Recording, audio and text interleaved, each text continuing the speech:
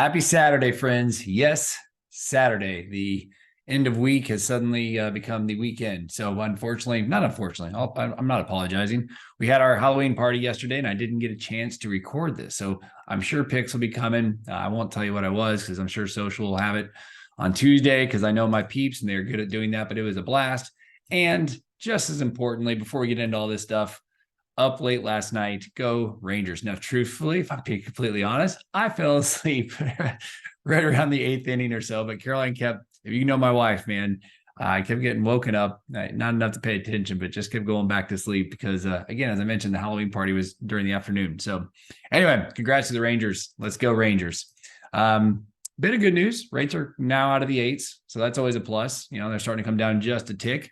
You can see here that we had a good day. Good week, and then we kind of lost it all yesterday. And a big part of that, guys, is just because of the data that came out this week.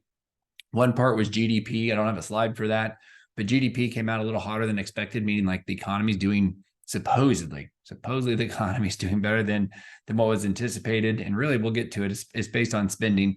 But PCE, the inflation number came out yesterday, is pretty much in line with expectations. So it's still showing the high threes. Now, truthfully, and I'm not going to go into all this, if you strip it out, we're really closer to about a 2.8%. Like if you kind of look at it, take out the housing stuff we've talked about all along, we are getting really close to the Fed's 2% target. And by the way, it's a made up target. They literally like just made it up years ago, but they're trying to get to that 2%. They're about 2.8 in real time when they look at it. So that's always a good thing.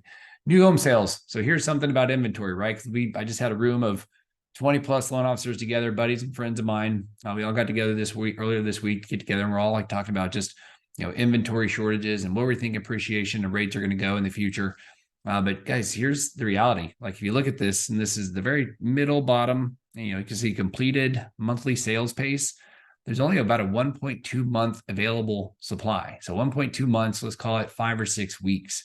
So you can say, oh man, all these homes are for sale. Well, they are, but a lot of them are just dirt and air, right? Maybe they're half completed homes. So when you strip all those out for the actual number of homes available to be sold, it is wild how very few homes there are that actually are for sale. So this is the existing inventory. So that what we just saw was new homes. Existing inventory, it looks like there's a little tick up here in the last couple months. So that's good because we truly do need that inventory. And by the way, guys, 40% of all home sales are done in less than 2 weeks. So that's that little bullet point way up there in the upper right. I saw or read that stat. I can't remember where it came from, but I put it on this slide. 40% of homes are sold in less than 2 weeks. I think the average time sitting is like right around 60 days, give or take. That's still a really good market. I mean, think about that. That's only a handful of weekends. Credit cards, as I mentioned earlier, spending is still up. Even though GDP was hot, it's because people are spending on credit cards because the spending is outpacing the income. It's out, savings is dropping to near all-time lows. I heard that there are 110,000 cash out refis that have recently been done. Apparently 31% of all mortgages being done right now are refinances. So when rates are at 8, let me say that again, 31%, almost a third of the market of mortgages that are going on right now are refinances. It blows me away. It's not my folks. I'm not doing 31%.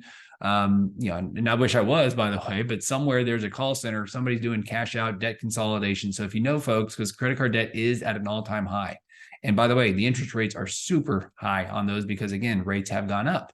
So these are my notes. I made this slide. So don't judge my marketing people off this one slide. A couple other things to note: 30-day delinquencies on homes right now is 2.6%. To put that in comparison, because people are like, oh, there's a housing bubble.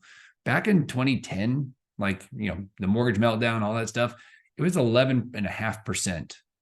So the reason why, and by the way, delinquencies like true, like, hey, I'm really in trouble over 90 days, it's only 0.9% of the homeowners. That's down from 1%. And the reason why, there's so much equity that if somebody gets in trouble, they can do a cash out refi, or they can just sell their home and walk away with money in their pocket. So again, it's understand that there's this, back then when you got 1 out of 10 people who can't afford to do the cash out refi because they bought it 100% financing with a stated income loan back in the meltdown days, yes, that'll create a crash because that'll bring a lot of supply onto the market. As we just showed you, housing is tight. We've been saying this over and over and over. So people ask, and I'll wait, I'll say this, but from an interest rate standpoint, This blew me away. I didn't know this. Apparently, Turkey's central bank, their interest rates are now up to 35%. They increased them from 30 to 35. So it makes our 5.25, 5.5, whatever. It makes that look much more attractive.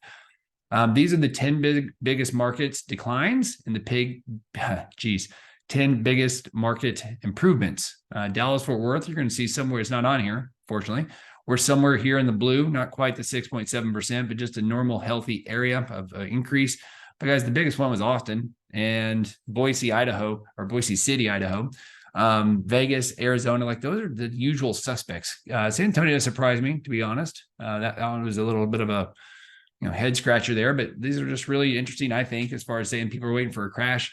Well, guess what? There's still many markets. Most markets are still increasing year over year from a sales price. So should people buy? People are like, man, it stinks rates are 8. Oh, I get it. I don't want them to do that either. But at the end of the day, buying a home more often than not is based on an emotional or a need or something of that nature, to where it's like, hey, I just got married, I want to buy a home. Good for you guys. Go do it. Don't worry about rates. I believe prices will continue to increase. Rates will eventually come down. Buy if you want to buy. I understand that if you're sitting in the 3%, that's hard to give up. But at the end of the day, if you need that extra bedroom, there's a lot of scenarios, right? So anyway, there you go. And so supposedly this headline, this is what I wanted defunct. I get it. There's never been a worse time to buy instead of rent. That was the headline. I don't like that headline. If you need to rent. I got somebody young in my office who's like, should I buy a home? And I'm like, I don't know. I'm not going to tell her to buy a home just to do it for financial reasons. It's like, where are you going to be? What's life look like? When are you going to get engaged? When are you going to get married? All this stuff comes into play because it's a big decision. But I don't like that headline because what they don't take into consideration is the equity, right? So you build equity just by paying a mortgage. You also get equity if and when housing prices increase, and then you also get tax deductions from it. So this isn't apples to apples, but it is, more common. I've seen about 3 or 4 ads just like this. Let's say it's, never been a worse time to buy. Again, buy when you want to. This one was interesting. If you guys want to pause and look at it, 8%, 7%, 6% rates. It just shows you the difference between the monthly payments. It's about, round numbers here, $200-ish a month, for a $412,000 home.